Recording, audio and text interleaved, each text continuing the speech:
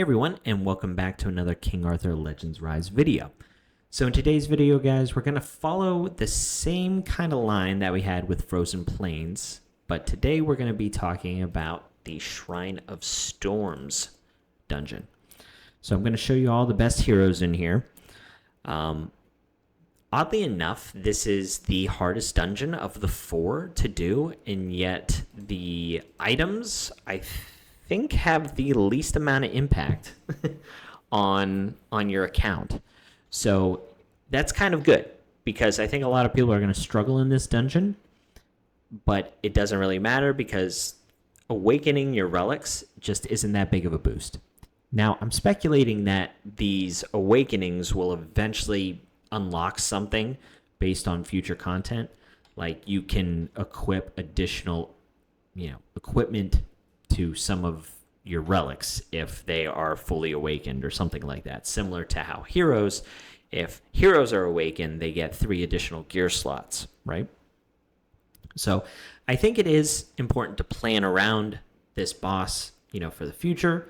Also, he's a clan raid boss, so if you want to help out your clan, you should have at least an okay team to go up against this boss. So without further ado, let's get into the list. And in order to understand my list, we need to talk about what the boss actually does. Now, this boss is, I think, more straightforward than the other bosses in this game, especially like the equipment dungeons. The equipment dungeons are just all over the place. But this boss is very straightforward. However, it does not mean he's easy. So the main things that you need to know about this boss is he increases his own attack speed as well as his limbs, increasing his attack speed. And all of his damage is based on his attack speed.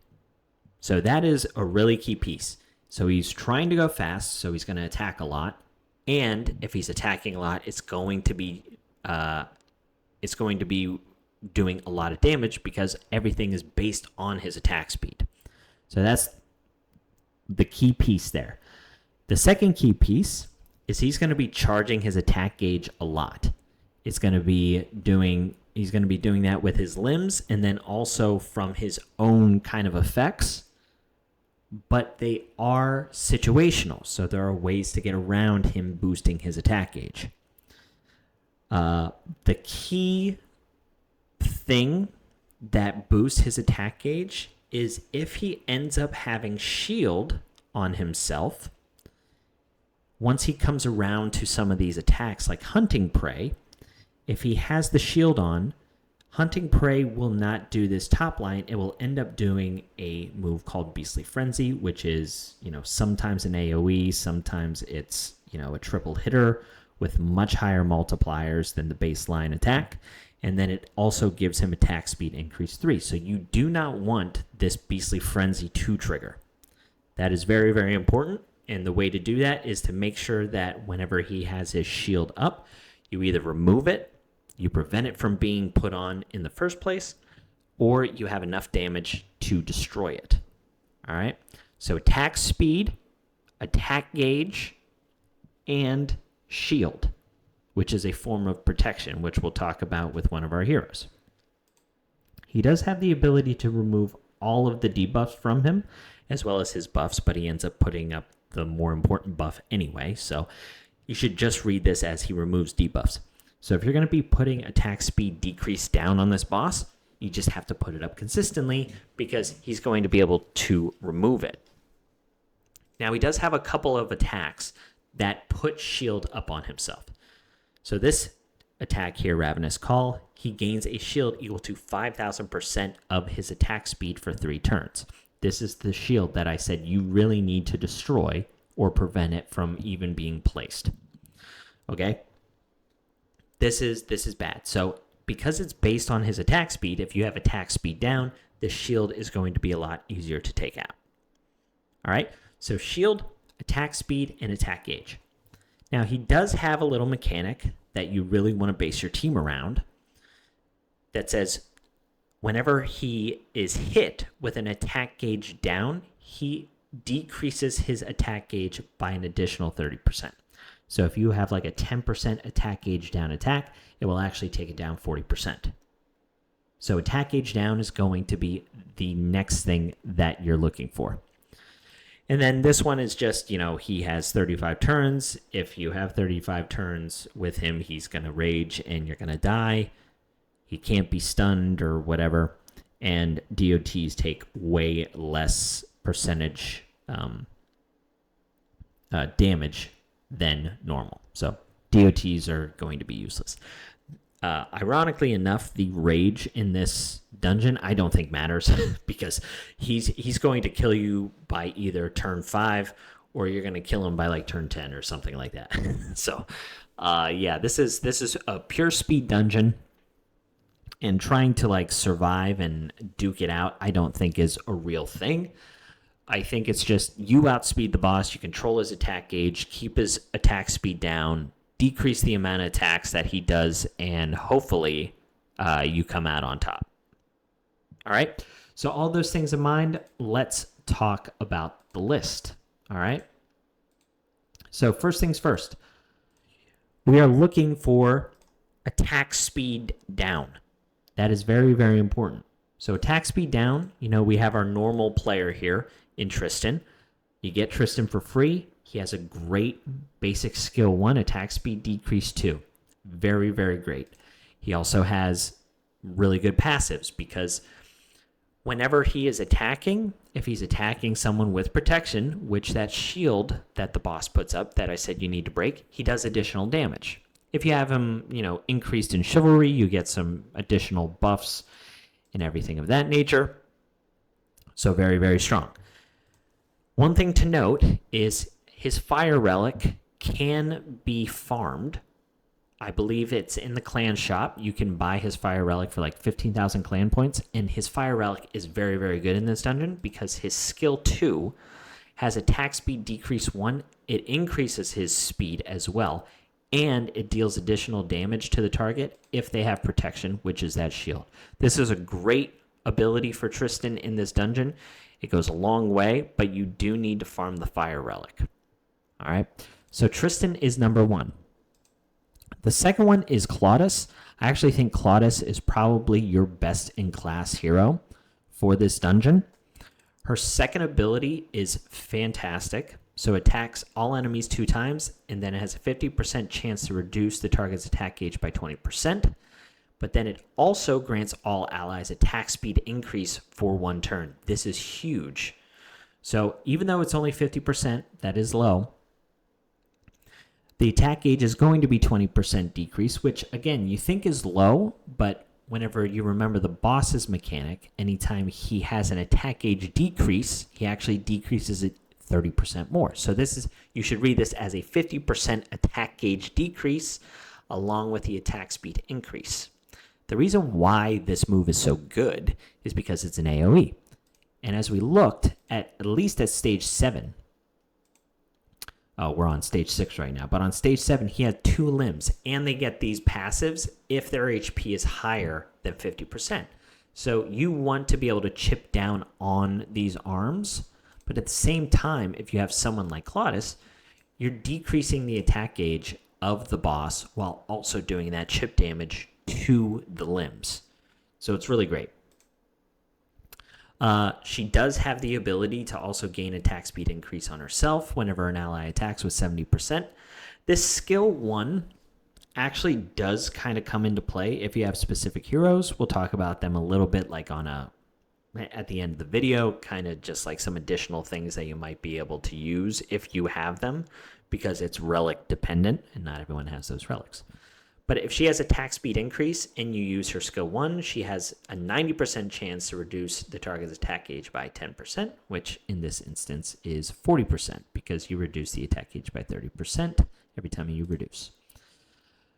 And then here, she gets like some pretty good buffs, but it's because she is Chivalry 1 for me. So whenever you use skill 3, you have the ability to put attack speed decrease 2 and reduce the target's attack gauge. This is really great. However, you're really never going to be using skill 3 because the boss can't be inflicted with an abnormal status, and that's what confusion is. So you're just going to be using her for the skill 2.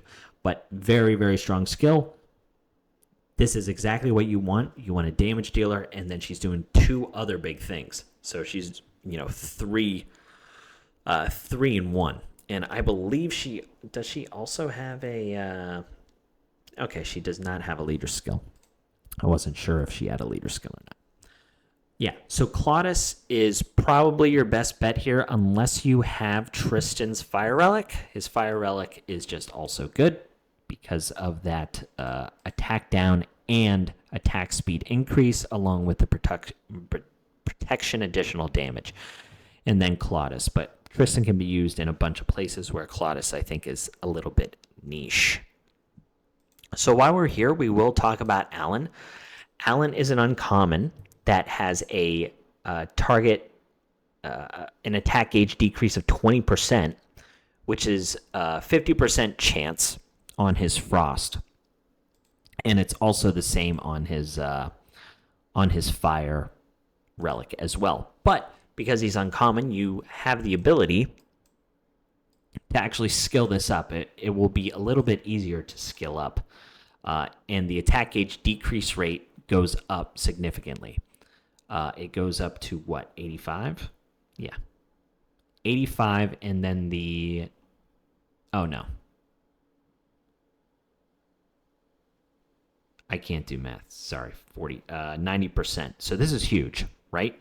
So 90% to reduce the attack gauge and attacks all enemies, and then he also has attack speed decrease, AoE as well, with being able to increase the decrease rate up to 90%. So this guy has very high percentages for an uncommon, which is exactly what you're looking for. That's what you need in your uncommons. But the other nice thing about Alan is, if I can bring up the decrease speed again, is he has a really cool passive too. Well, both passives are actually pretty good. At the start of the battle, it inflicts attack speed decrease. This is really good because the speed on the boss is already pretty high. I wish I had that information, but I can't find it anywhere. Hopefully, as the game progresses, people will have more information, and then we'll know, the type of things that you need from your equipment, like your attack speeds, your attack, defense, HP, those types of things, so you know what to build to. But I don't have that information, sadly. But starting with the boss having attack speed decrease at the beginning of the match is pretty good. And then whenever he uses his skill 3, which you should be using sometimes if you're using him because his attack speed down, he actually gives this minimal movement to allies that have critical strike rate increase, and Claudius is one of them, which charges the attack gauge of her by 10% every time she moves. So she'll give herself attack speed increase from her passives, and then she'll also be putting the attack gauge down and attack speed decrease down, while also boosting hers. So it's kind of a cool little combo, and he's an uncommon. So this is someone that you could probably build early on to get you up to like stage 3 or 4. But I think he will eventually be phased out just because he's an uncommon, and he might be a little too weak there towards the end. Those higher stages. All right, moving on. Morgan, another free hero, and man, yep, amazing in here. So she's the strong element in fire. She has the target's attack gauge decreased by 10% with every attack. So this completely just diminishes the boss's attack gauge meter. This is a great skill. You want to be using this all the time. On top of that, her passive reduces the attack gauge even more, but it does have a cooldown, and of course everyone knows about, her damage amplification with the decrease down and the damage taken. So Morgan is a shoo-in. She should be in everyone's team. There's no reason not to use her. You get it for free, and she's the best support for this dungeon, for sure. Sarah. I want to talk about Sarah for a couple reasons. Sarah's passive of when she uses her skill 1, she has buff disruption, so you're going to be able to actually negate the shield even being put up, as well as the attack speed increases that the boss gets. So this is a really, really great skill. And on top of that, she also has the attack gauge disruption. So that's another fantastic passive skill. You would want to build Sarah extremely fast so she can loop around her skill 1 because it is on a 1-turn cooldown. And you won't want to use her Fire Relic if you have it. Well, actually, yeah, you do. Sorry. If you need more healing, though, you'll want to go with the Storm because the Fire Relic actually doesn't have healing on it. It does have good debuffs, but there's no heals. Only on her skill 1. So if you're using her just for her passive, for the buff disruption and the attack gauge disruption, you want to use fire just because she'll take less damage. But in all other cases, maybe you want to use the Storm because she just can heal and give, defense increase and stuff like that. But the main reason you would use her is for the buff disruption and the attack gauge disruption. So you also want your team to go a little bit quick because this boss is fast. So if you have some heroes that give your team a boost, that's good. There's only one hero that's worth running, I think, in this case, and it's Arthur. The problem is you have to manual Arthur because on his Storm Relic, on his skill 2, he gives everyone attack increase and attack speed increase 2 for 2 turns. This is a great buff, but you don't want this to be the only thing he does. You want him to do a little bit of damage as well.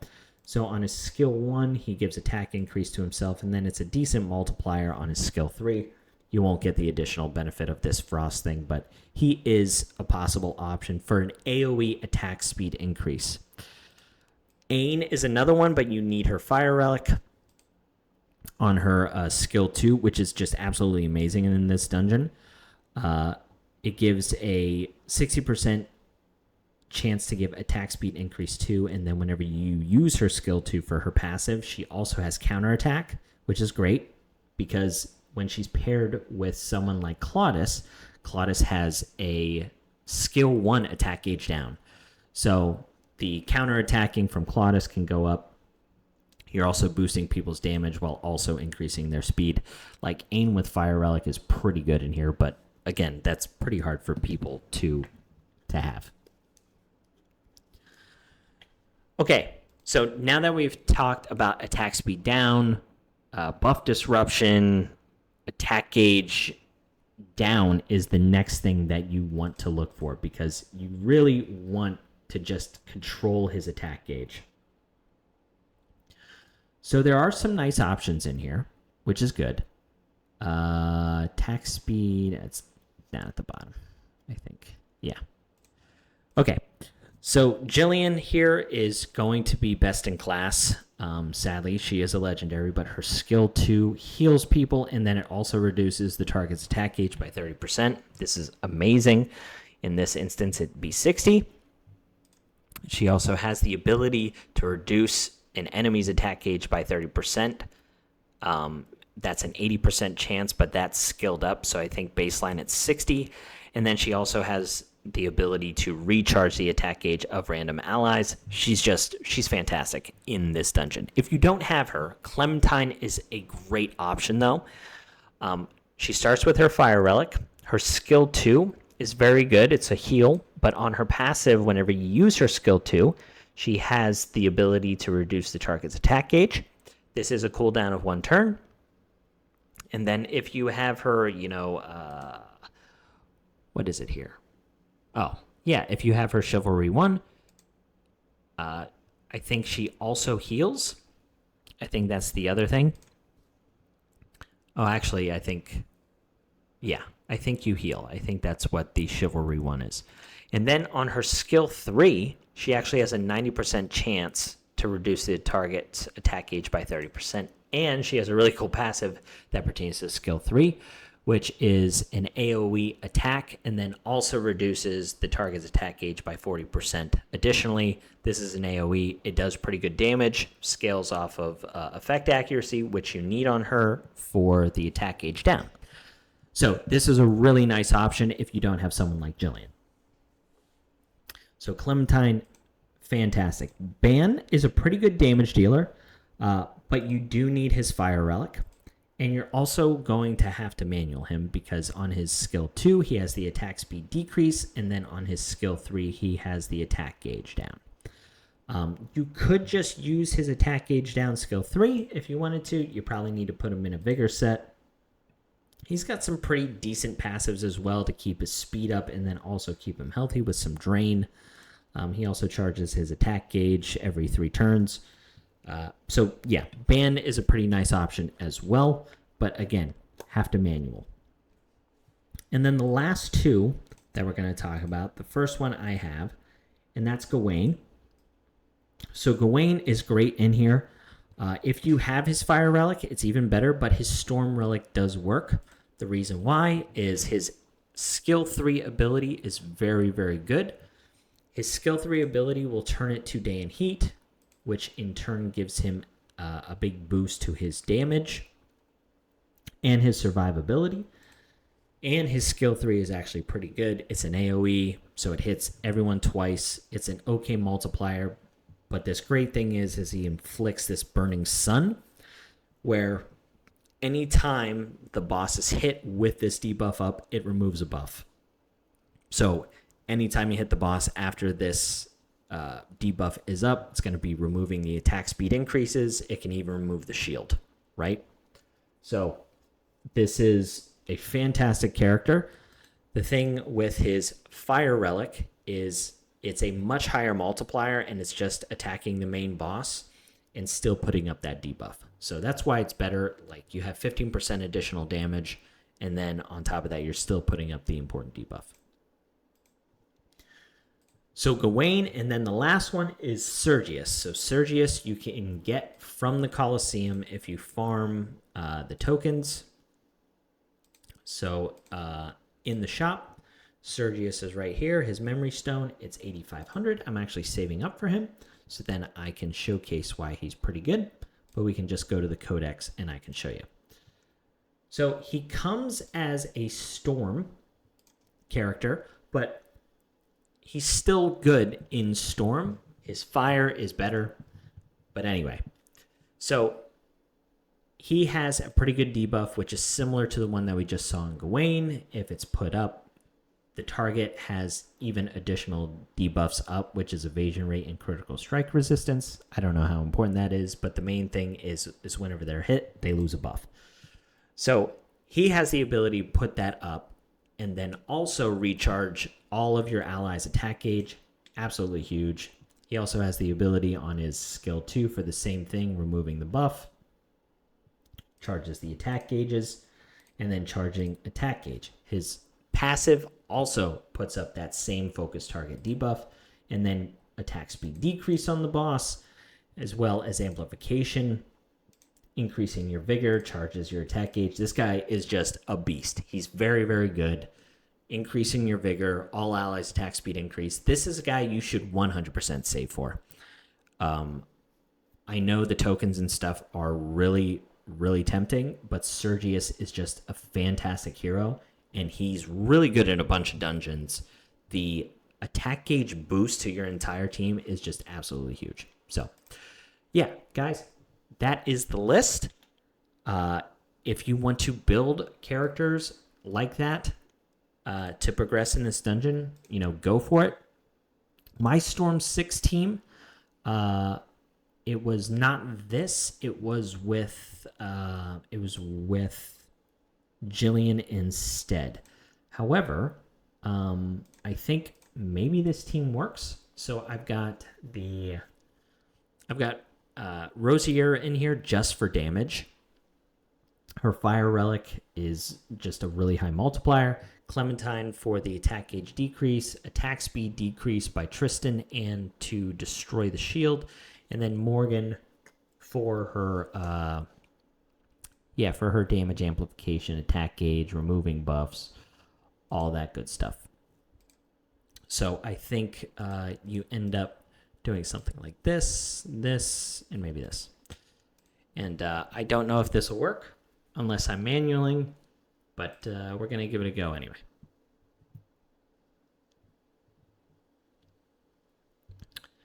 Yeah, so in this case, you actually would want to target the boss. Let me restart this, and we'll do a repeat battle. I don't know why the AI is so silly without just hitting repeat battle. But yeah, let's put the debuffs up with Morgan. But here, that's where the attack gauge is just severely being decreased. Clementine's skill 2 is random, sadly, but here you saw we're just getting really big damage out of Rosalie, and that's where the boss actually removed all the debuffs, and then you put the attack speed increase on himself. So that's where you need the Tristan to be consistent, put up the attack speed down even more, or just try and kill the boss extremely fast, because once he has that attack speed up, he's going to do a lot more damage. Okay, now here's the shield as well. So the shield is up, and that's where we'll need Tristan to really come into play, because if the boss gets a turn with this shield up, he's actually going to do a really scary, dangerous attack. And sadly, our Clementine keeps targeting the arm, but Tristan will be in front of the boss, so that's good. So that shield is almost broken, but Tristan should be able to break it.